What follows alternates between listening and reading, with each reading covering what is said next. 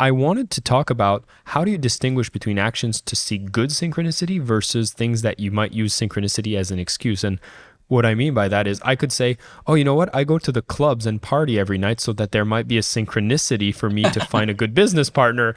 Like Right. there must be some rules here. Right. So synchronicities are those that almost like the law of vibration. So just say if you want to meet a sincere partner, like going to nightclubs every day, it may not be a good solution. So if you're introduced by your friends who are very nice and sincere and honest, and then you might be able to find a better partner. So if you want to just experience interesting synchronicities, say if you are interested in just having more business connections, you should hang around with business people. And if you want to have connections with art people, you should hang around with art people. So that's why I think choosing your tribe carefully is a good advice.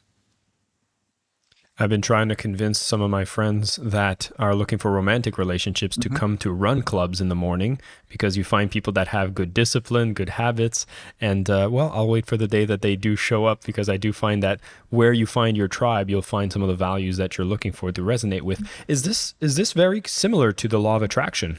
Yes, exactly. Because whatever we focus on, we get. So if you're just focusing on the wrong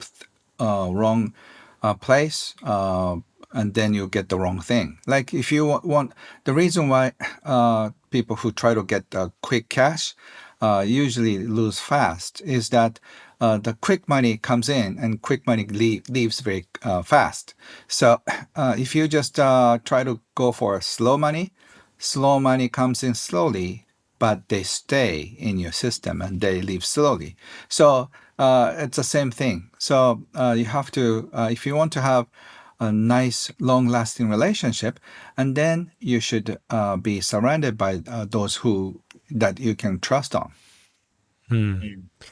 Yeah, I love this input that's coming in. You get to reflect on. What I would want to comment about though is right now there seems to be an overarching message that would be around fear, worry.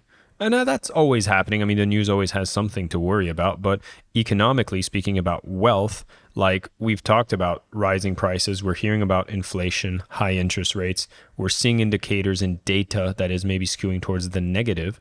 Are we saying that we should be trying to avoid these uncomfortable topics, or are there ways you can lean towards it that still brings positive outcomes? I think facing those negative emotions is very important because negative emotions would be just a great kickstart. Kick you in the butt, and then okay, I have to seriously start thinking about how I operate in my business.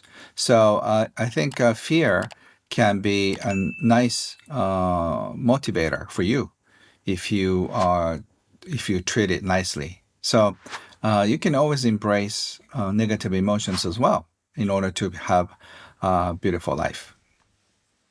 I think of the times that I've been in the best shape of my life usually was actually associated with a negative emotion of self-disappointment that got me to actually make some big changes to get to a place where I was like, wow, look at the transformation. And I think that can be applied in every area of life. So definitely not avoiding some of that negativity. If you are comfortable with this, I'd love to open up a different letter that comes from your book to continue down this path. And again, for those who are interested in going through the whole process, we'll have a link in the show notes for you to pick up a copy of True Wealth. And I find this one is a particularly interesting letter because, again, let's say I'm listening to podcasts, I'm looking at YouTube for instructional content, I'm developing myself, I'm growing. There's people that are telling me, you got to go into crypto. That'll be the best thing to do right now. There's others saying, you got to jump into the stock market. There's some saying, you got to start your own business, or no, you got to develop your skills in a business. There's so many choices to make, and there's so much information that's coming at us telling us what we should or shouldn't do, oftentimes very conflicting type of advice, and it's very hard to make decisions. And it seems like a lot of us might be stuck in indecisiveness because we're trying to just grab onto another piece of information that's going to tell us this is the right way to do it. And I'd love to expand on what are your philosophies around decision and how to navigate. So the right decisions have to come from your right intuition. So check if you're just feeling greedy or just feeling too fearful. When decisions are made out of fear or out of greed, usually they will just guide you to a place that's not so fun. So if you make a decision out of greed, I think you just want, like, for example, when you feel like I have to make this decision to make money, then that usually leads to a loss. So I think when it comes to money, you can build on a strong foundation. And so, easy, quick, if you're trying to go for easy, quick money out of greed, you are likely to lose because it's like playing games with a devil. They let you in the second time or three times or four times. But if you just lose after 11th win, you lose everything. And then that's how a lot of gamblers lose all their money. So a lot of people are going into uh, easy money. They just leverage their business until they lose everything. So just see in the next couple of years, Warren Buffett says, when the water is pulled out from the swimming pool, you know who's not wearing a swimsuit. So that's what's going to happen.